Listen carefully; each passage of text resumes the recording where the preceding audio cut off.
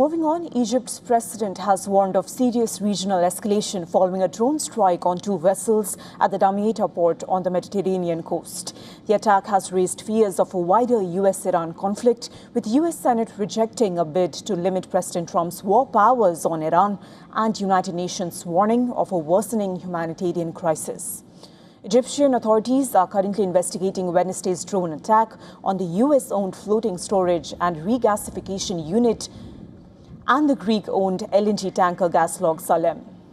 Prime Minister Mustafa Madbouly said that firefighters battled the blaze for nearly 12 hours, with emergency crews working under hazardous conditions due to the vessel's highly pressurized natural gas systems.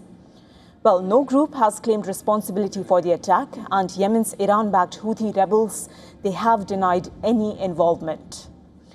Well, during a telephone conversation with Spanish Prime Minister Pedro Sanchez, Egyptian President Sisi called for coordinated efforts by Egypt, Spain, Europe, and the wider international community to prevent further escalation in the region.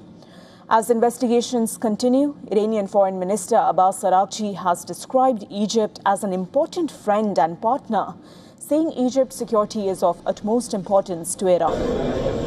Meanwhile, the United States Senate has rejected another war powers resolution aimed at restricting President Donald Trump's authority to continue military operations against Iran without congressional approval.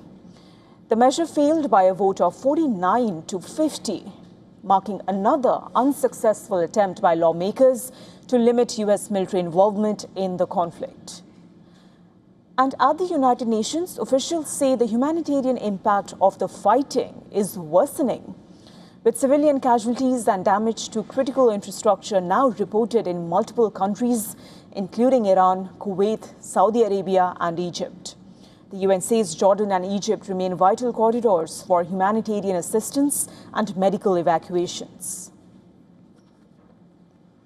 OCHA continues to monitor the humanitarian impact and calls on all parties to uphold their obligations under international humanitarian law, including by protecting civilians and civilian vital infrastructure.